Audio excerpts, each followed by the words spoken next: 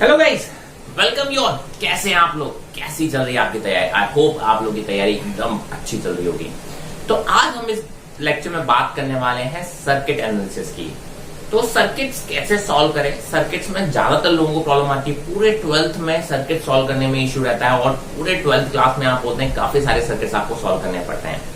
And यही नहीं, आप बोलते हैं कि सर इसमें इसी चैप्टर की बात नहीं करें, कैपेसिटेंस में जाके सर्किट सॉल्व करने पड़ते हैं, फिर ऑल्टरनेटिंग करंट्स में जाके सर्किट सॉल्व करने पड़ते हैं और हर जगह हम सर्किट्स में अगर थोड़े से वीक रहते हैं तो हमें कॉन्फिडेंस नहीं आता और हम डरते हैं सर्किट से।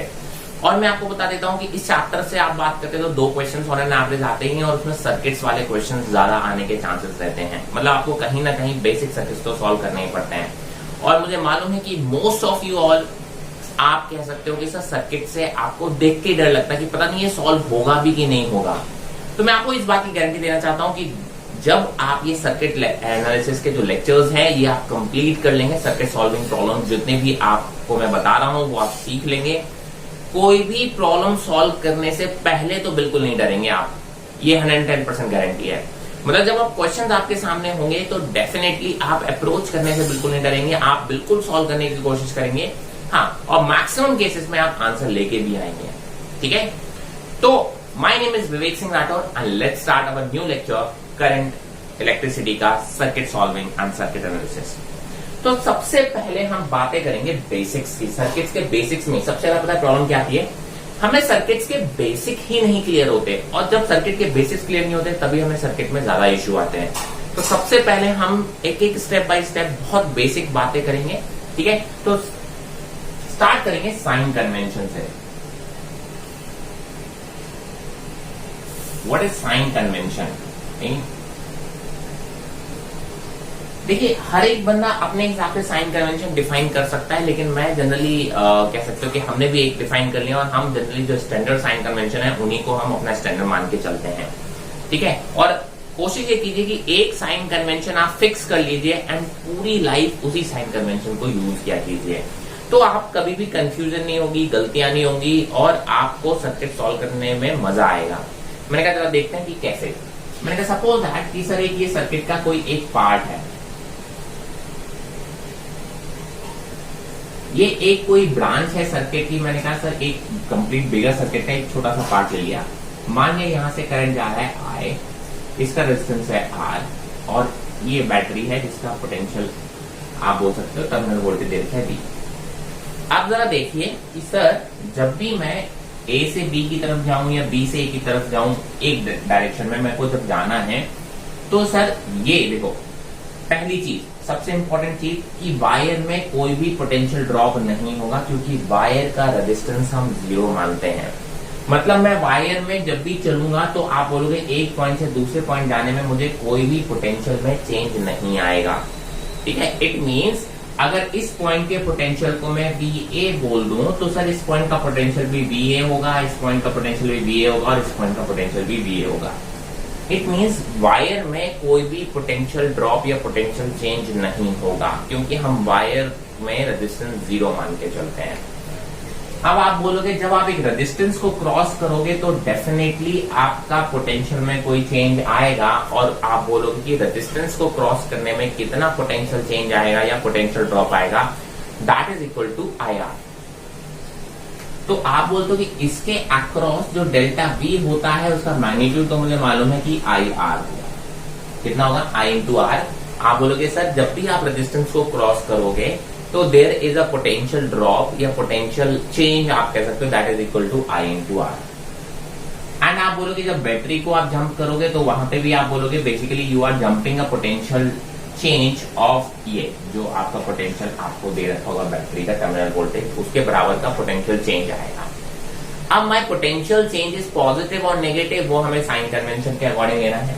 मैंने कहा सपोज दैट, पहले तो आप एक काम कर सकते हो कि सर ये देखिए यहाँ करंट फ्लो हो रहा है, इस रजिस्टर की बात कर लो, रेजिस्टेंस में करंट फ्लो हो रहा है इस डायरेक्शन में, तो आपको पता है कि करंट फ्लो होता है positive to negative. It means आप एक डिफाइन कर सकते हो कि सर ये रजिस्टर का जो प्लस साइन है वो ये है और नेगेटिव साइन है ये है। दो टर्मिनल्स होंगे, एक पॉजिटिव से कनेक्ट होगा एक नेगेटिव से। ठीक है, पॉजिटिव और नेगेटिव रिलेटिव टर्म्स होते हैं यहां पे आप बोलोगे because the current is flowing in this direction, तो हम बोलते हैं कि करंट हमेशा पॉजिटिव से नेगेटिव फ्लो होना चाहिए रेजिस्टर में. It means this is the positive terminal and this is the negative terminal of the resistor. एक दूसरा वेरी इंपॉर्टेंट, जब भी हम बैटरी या सेल की बात करते हैं तो बैटरी या सेल की जो पॉजिटिव और नेगेटिव है वो ये करंट डिफाइन नहीं कर सकता है. बैटरी का खुद का एक नेगेटिव टर्मिनल होता है और एक पॉजिटिव टर्मिनल होता है.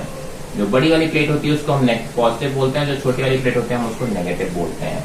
ठीक है. रेजिस्टेंस का पॉजिटिव और negative terminal is defined by the current की डायरेक्शन, बट द बैटरी का पॉजिटिव और नेगेटिव करंट नहीं डिसाइड करता, वो बैटरी को डिसाइड करती है. अब आप जब भी देखिए, जब भी आप नेगेटिव से पॉजिटिव जा रहे हैं इट मींस आप पोटेंशियल इंक्रीज कर रहे हैं, पोटेंशियल डिफरेंस इज पॉजिटिव. जब भी आप पॉजिटिव साइन से नेगेटिव की तरफ जाएंगे, मतलब पॉजिटिव से नेगेटिव जा रहे हो, इसका मतलब आप पोटेंशियल चेंज जो है वो नेगेटिव है, मतलब पोटेंशियल डिक्रीज कर रहा है. बस ये छोटी छोटी बातें आपको याद रखना है. इट मींस आप चाहो तो इसको लिख भी सकते हो, जब भी आप प्लस से माइनस की तरफ जाओगे तो आप बोलोगे जो डेल्टा वी आएगा that has to be negative, because आप हायर से लोअर की तरफ जा रहे हो. मैंने कहा अगर आप नेगेटिव से पॉजिटिव की तरफ जा रहे हो तो आप बोलोगे delta V is positive, it means potential is increasing. Negative sign से पॉजिटिव की तरफ जा रहे हो, इसको हम पोटेंशियल ड्रॉप बोलते हैं. यहाँ पे आप बोलते हैं कि पोटेंशियल क्या हो रहा है, ड्रॉप हो रहा है.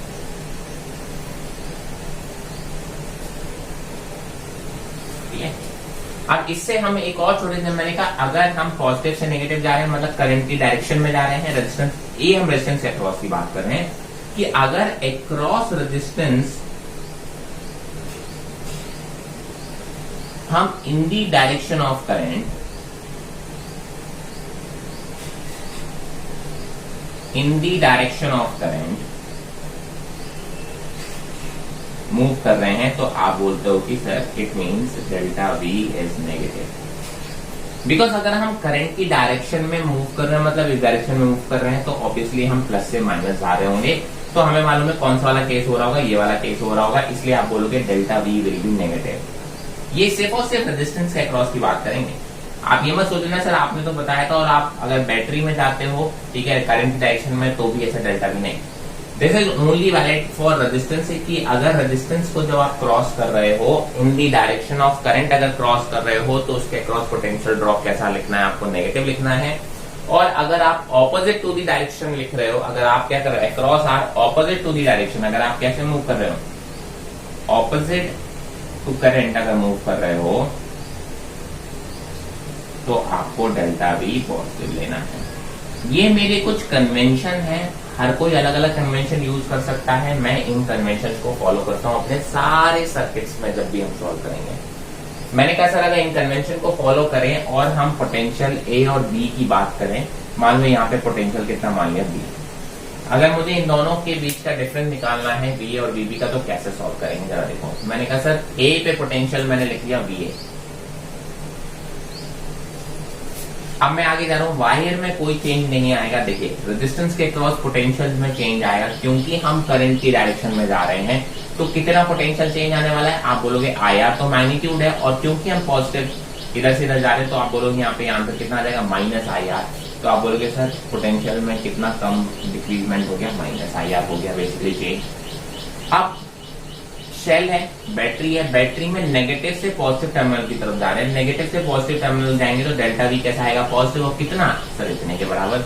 आप बोलोगे that is equal to plus V हो जाएगा, because we are jumping from negative to positive, and that is equal to, हम बी पॉइंट पर पहुंच गए तो आप बोलोगे that is equal to V B. So here V A minus V B कितना आ जाएगा, आप बोलोगे that is equal to V, काम करो इधर लेके जाओगे तो प्लस आई आर माइनस. तो this is your answer.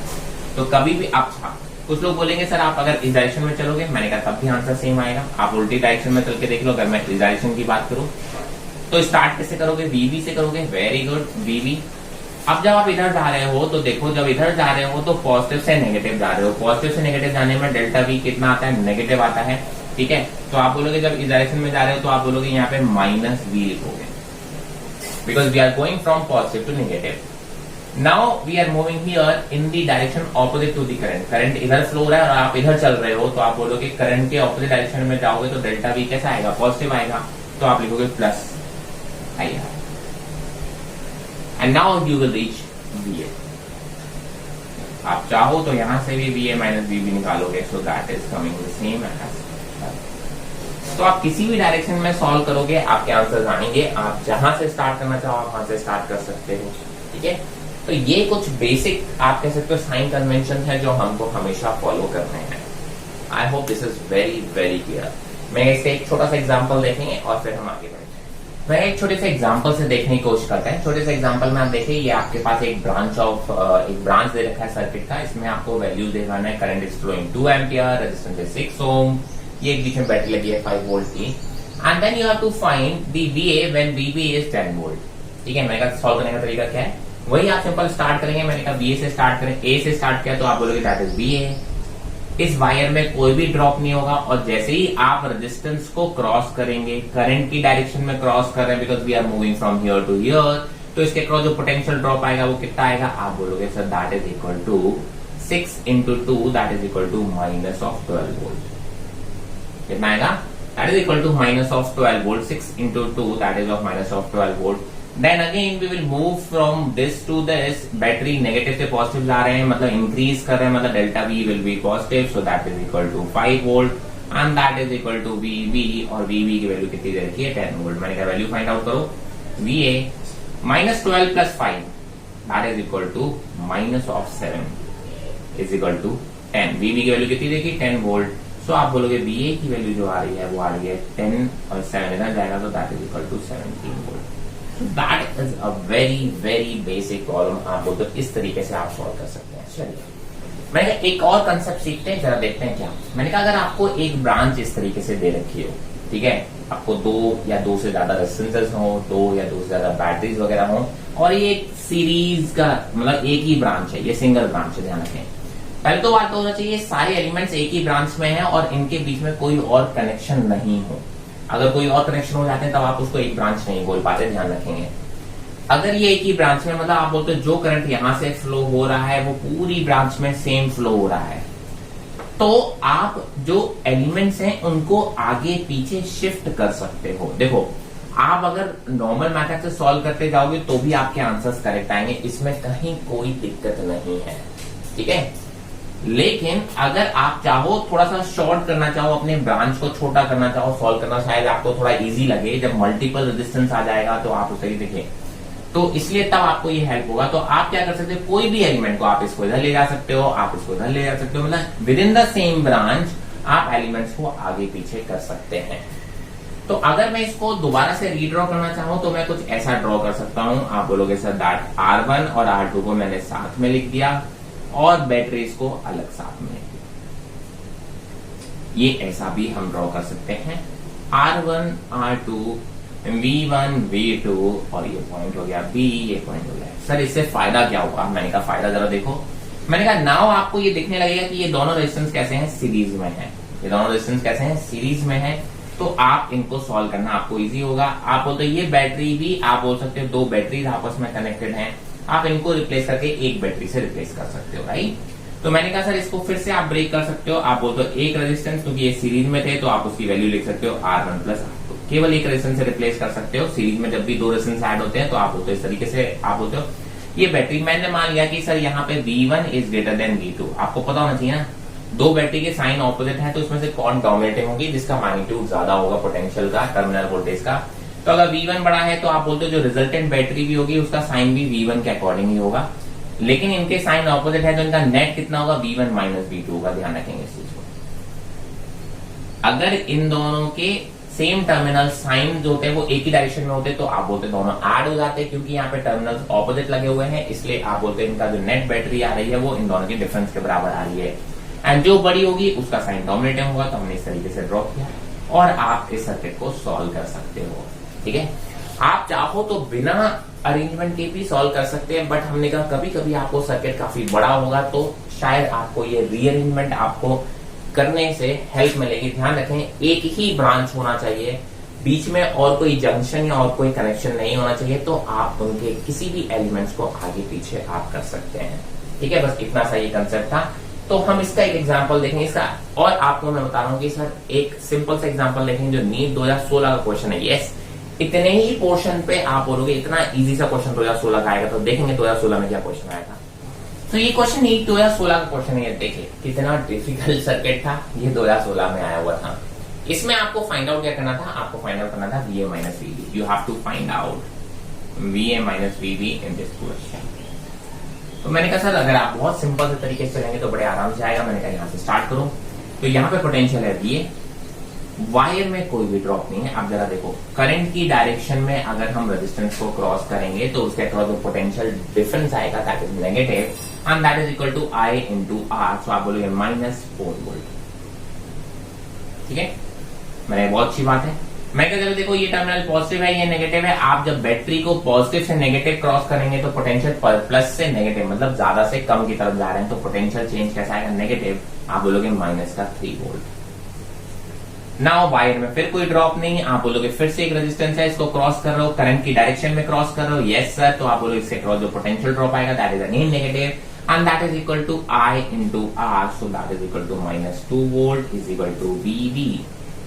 And आप बोलोगे VA माइनस VB कितना हो गया, सॉल्व करोगे -4 -3 इज -7 एंड -2 इज -9। इधर जाएगा तो कितना हो जाएगा, प्लस का 9 volt and that was your answer. So that is the problem that has been asked in 2016 NEET। देखिए कितना इजी आता है, और लोग ये भी नहीं सही कर पाते हैं। ये सर्किट से हमको इतना डर लगता है, उनको नहीं, उनको समझ में आता है पता नहीं है कैसे होगा। तो अगर आप स्टेप बाय स्टेप चलोगे तो देखो कितने आराम से इन क्वेश्चंस को कर सकते हो।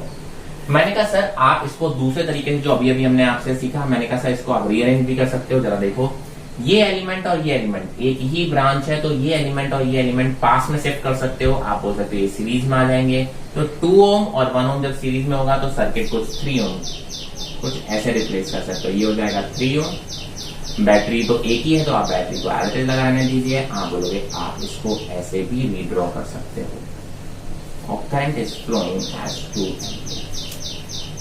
मैंने कुछ नहीं किया सर, मैंने क्या किया, ये वाला और ये वाले को आपस में पास में लेके आया और दोनों को सीरीज से रिप्लेस मार दिया। तो इससे क्वेश्चन हमारा थोड़ा सा शॉर्ट हो गया। आंसर देखो अभी भी सेम आएगा। मैंने कहा करके देखो, यहाँ पे पोटेंशियल है VA, वायर में कोई ड्रॉप नहीं, फिर से आप रजिस्टर को क्रॉस कर रहे हो इन डायरेक्शन ऑफ करंट, तो आप बोलोगे 3 इंटू 6 माइनस का 6 वोल्ट। यहाँ प्लस से माइनस जा रहे हो, प्लस से माइनस जंप करोगे तो नेगेटिव आएगा। आप बोलोगे माइनस का 3 volt is equal to VB। देखिए यहाँ से भी VA माइनस VB जो आ रहा है वो अगेन कितना आ रहा है, 9 वोल्ट। तो आप डायरेक्टली इससे भी सॉल्व करोगे, इसमें भी कोई दिक्कत नहीं है। जब आपका बहुत बड़ा सर्किट होगा तब आपको ये वाला मेथड हेल्प करेगा। तो हमें दोनों ही आने चाहिए। तो ये मैंने आपको नीट 2016 का क्वेश्चन करके दिखाया। तो देखिए इतने बेसिक क्वेश्चन भी आ जाते हैं सर्किट के और लोगों से ये सॉल्व नहीं होते हैं। ठीक है, तो ये तो बातें हुई हमने कहा बेसिक साइन कन्वेंशंस की, और कैसे आप एक पॉइंट से दूसरे पॉइंट की तरफ जाते हो तो किस तरीके से आपको पोटेंशियल ड्रॉप्स लिखने होते हैं। ठीक है, now we will move on to the Kirchhoff's current law and the voltage law. 2 laws Kirchhoff ने दिए थे। आप बोलते हो one is called current law और the Kirchhoff current law that is KCL, और इसी को हम जंक्शन लॉ भी बोलते हैं।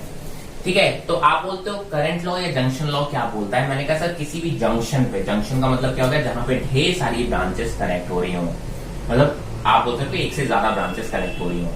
उसने बोला जंक्शन पे क्या होता है, total incoming current I1 plus I2 should be equal to total outgoing current I1 plus I2 should be equal to I3 plus I4। Junction पे जितना करंट आएगा उतना ही करंट जाएगा। जंक्शन पे ना तो नया करंट क्रिएट होगा, ना ही आप बोलते हो कोई भी करंट लॉस होगा।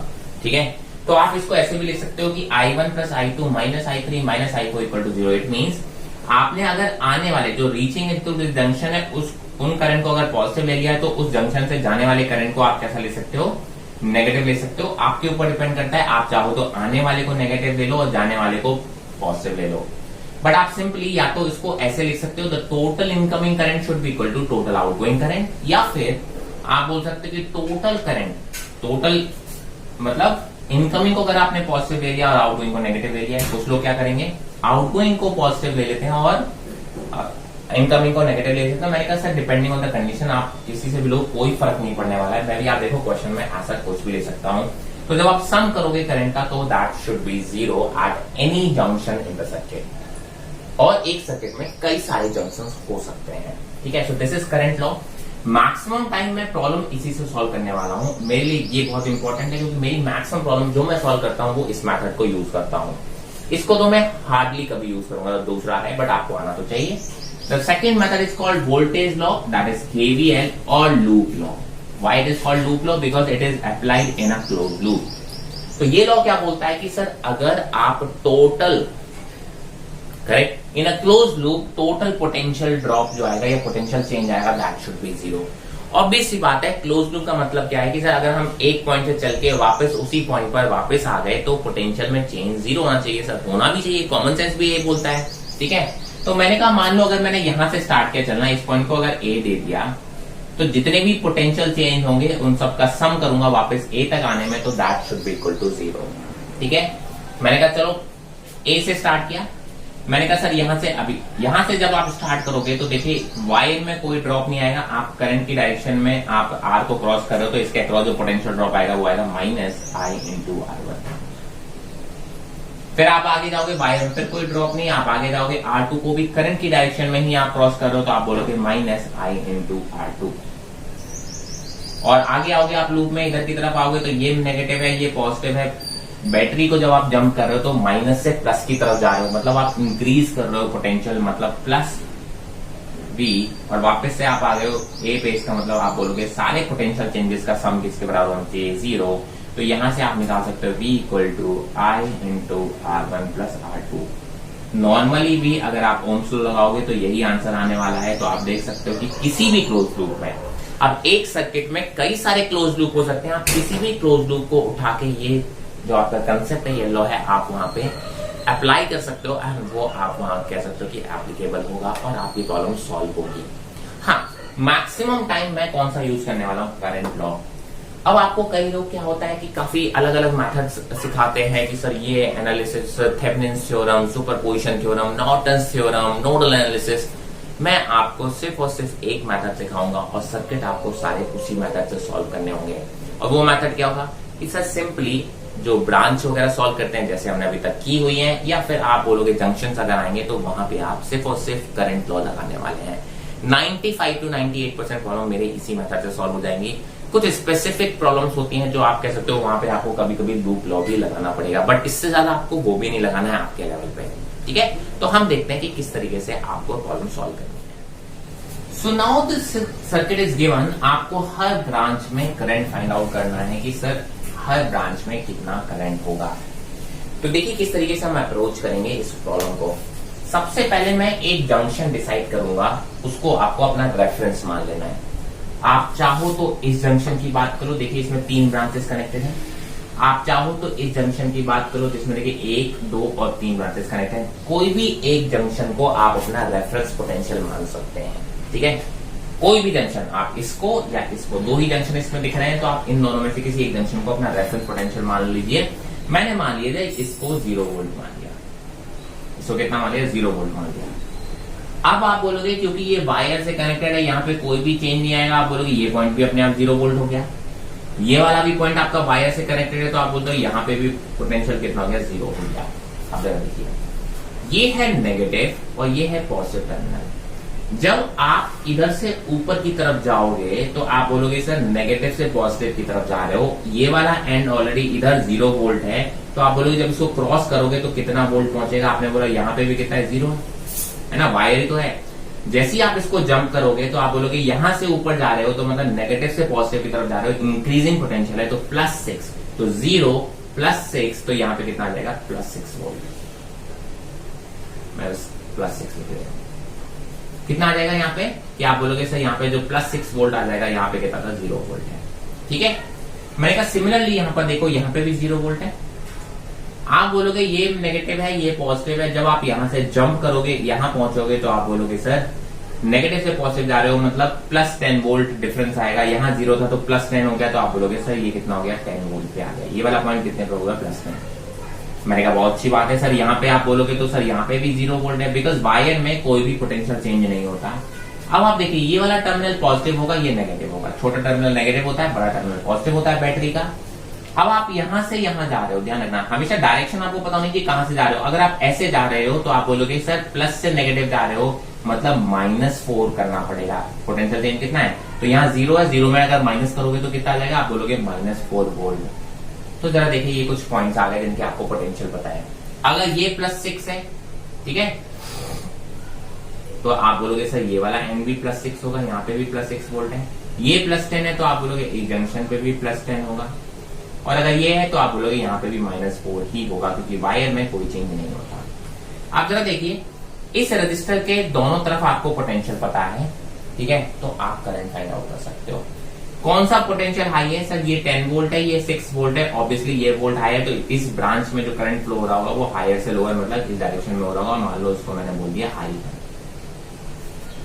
इस रजिस्टर की बात कर लो, सर ये +10 है, ये -4 वोल्ट है, इसका मतलब करंट कहां से कहां फ्लो हो रहा होगा, आप बोलोगे सर इस ब्रांच में हायर टू लोअर, मतलब आप बोलोगे ये यहां से यहां फ्लो होगा।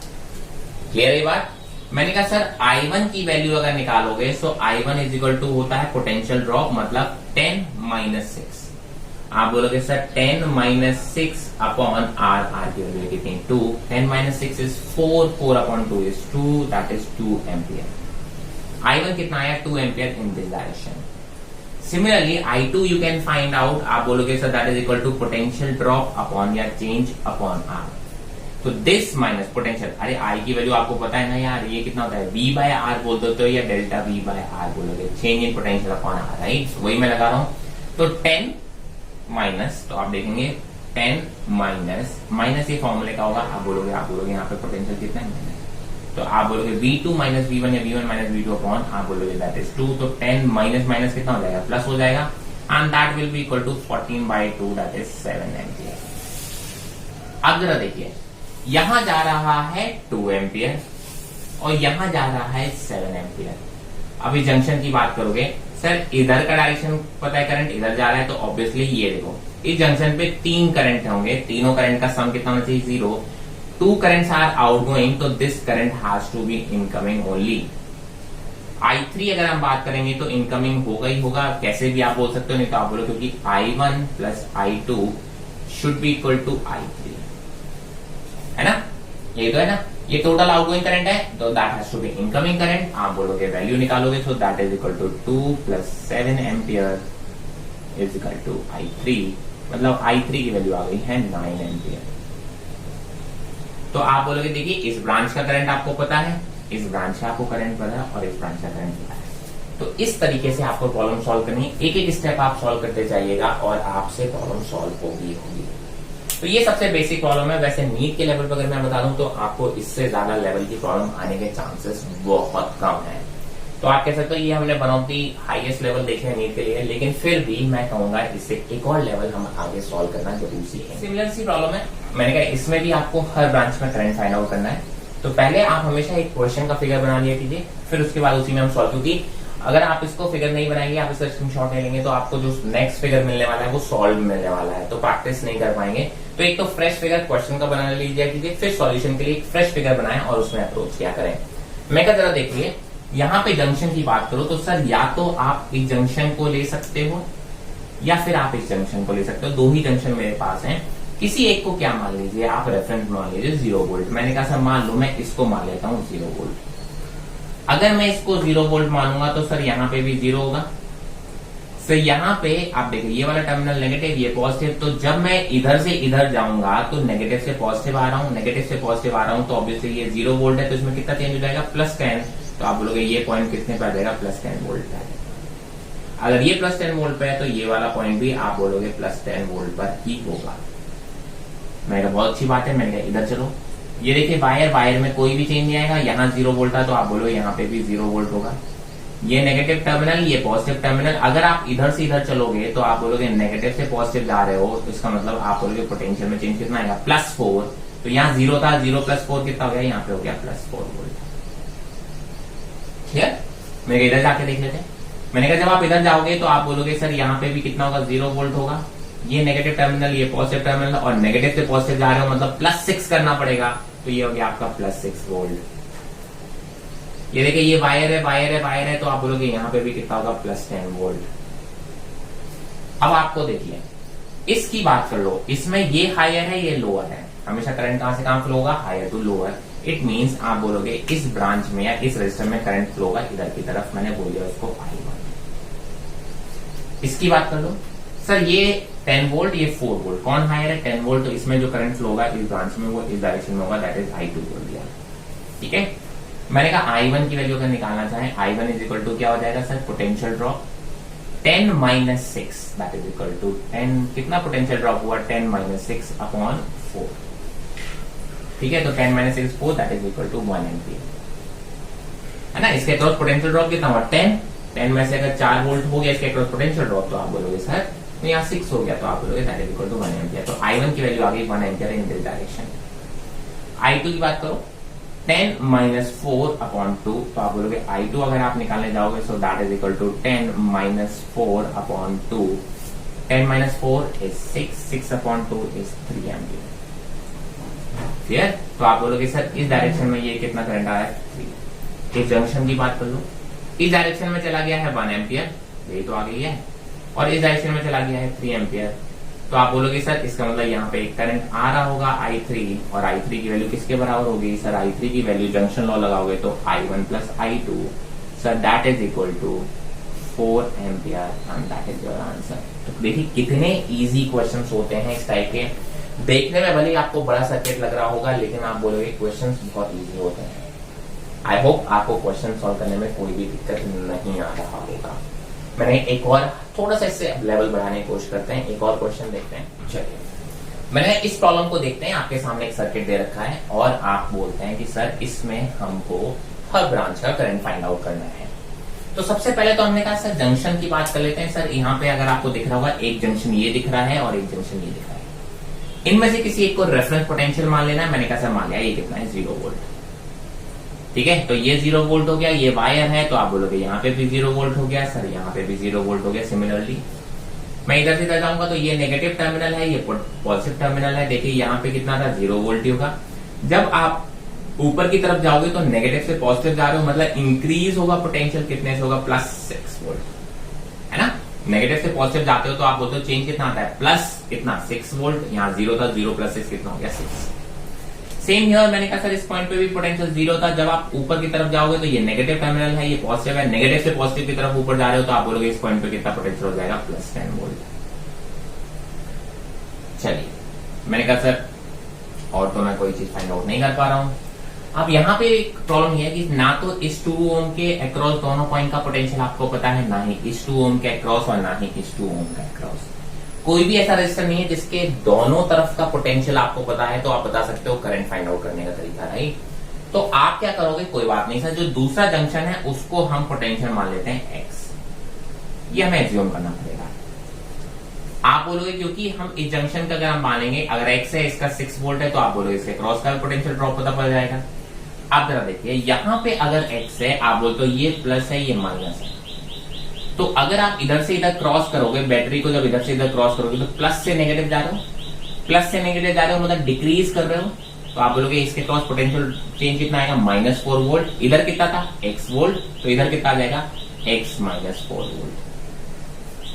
तो आप देखिए हर 2 ओम के रजिस्टर के अक्रॉस आपको पोटेंशियल पता चल जाएगा, दोनों पोटेंशियल पता है। अब आपको क्या करना है, अब यहाँ पे एक चीज ध्यान रखना, इस पॉइंट पे आपको जंक्शन लॉ लगा देना है। क्या लगाना है, जंक्शन लॉ। जंक्शन लॉ लगाते टाइम एक चीज ध्यान रखिएगा कि आप इसको क्या मान के चलेंगे कि सर सबसे बड़ा पोटेंशियल है ये। मतलब आप बोल सकते हो कि सर हर डायरेक्शन, चाहे वो इधर की तरफ ले लो, आप ये मान के चलिए कि सर यहां से इस डायरेक्शन में करंट फ्लो हो रहा है, इस डायरेक्शन में करंट फ्लो हो रहा है, इस डायरेक्शन में, तीनों ही करंट सिर्फ यहीं से फ्लो होंगे, because this is the highest potential. Junction law जब हम लगाएंगे तो जंक्शन पे जो पोटेंशियल है उसको हम हाईएस्ट मान लेंगे और हम मानते हैं कि सारी डायरेक्शन में करंट कैसा है, बाहर की तरफ जाता हुआ होगा। आप परेशान नहीं हो सर, ये जंक्शन लॉ बिल्कुल वैलिड होगा। ठीक है, अगर आपके आंसर्स पॉजिटिव आ जाए तो समझ जाना आपने करंट की डायरेक्शन जो अज्यूम की थी वो सही है, और अगर आपके आंसर नेगेटिव आ जाए तो समझ जाना कि आपकी जो डायरेक्शन आपने अज्यूम की है वो गलत हो गई। तो मैंने कहा कि सर क्योंकि मैं बोलता हूं सारे करंट बाहर की तरफ जा रहे हैं, मतलब हमने माना कि सर I1 इधर की तरफ जा रहा है, I2 इधर की तरफ जा रहा है और I3 नीचे की तरफ जा रहा है। ठीक है, इधर की तरफ I3 जा रहा है, ऐसा मैंने अजम्पशन लिया। आप बोलोगे सारे करंट का सम कितना होना चाहिए, 0, तो आप बोलोगे जंक्शन लॉ तो यही बोला है, और सारे को अपने आउटगोइंग करंट माना है तो सबका एक ही साइन ले लो। आप बोलोगे sir I1 plus I2 plus I3 should be 0। I1 की वैल्यू निकालेंगे। I1 क्या हुआ सर, इसके अक्रॉस पोटेंशियल ड्रॉप। आप बोलोगे sir this minus this upon R। आप बोलोगे x minus 6 upon R is 2। Potential drop हो ना, तो पोटेंशियल ड्रॉप कितना हुआ, x माइनस 6। करंट हमने कैसा माना, इधर की तरफ, है ना। तो करंट की डायरेक्शन में अगर हम पोटेंशियल निकालेंगे तो ये हायर होगा, ये लोअर होगा, तो हम बोलेंगे x minus 6 upon 2 plus I2 कैसे निकालोगे सर, जो I2 इधर गया है वही I2 इधर आया होगा, तो सर इस रजिस्टर को ले लो आप। इधर कितना है x माइनस 4, इधर कितना है माइनस 0 अपॉन 2। मैंने कहा I3 की बात कर लो, यहां पर x है और यहां कितना है 10 है, और करंट कैसा है इधर से इधर मानना है, तो आप लिखोगे plus x minus 10/2 is equal to 0। I1, I2, I3 की आपको वैल्यूज रख देनी है, ठीक है। एलसीएम लेंगे तो 2 ही आएगा, एलसीएम लेके यहाँ पे मल्टीप्लाई कर देंगे, 0 हो जाएगा। आगे सॉल्व करेंगे तो एलसीएम लेने के बाद आप बात करोगे कि आ जाएगा x minus 6 plus x minus 4 plus x minus 10 is equal to 0। कितना आ गया सर, ये आ गया 3x, और यहाँ पहले 6 4 10 माइनस 20 इज इक्वल टू 0। तो x की वैल्यू आ गई आपकी 20/3, तो x इज इक्वल टू आ गया 20/3 वोल्ट।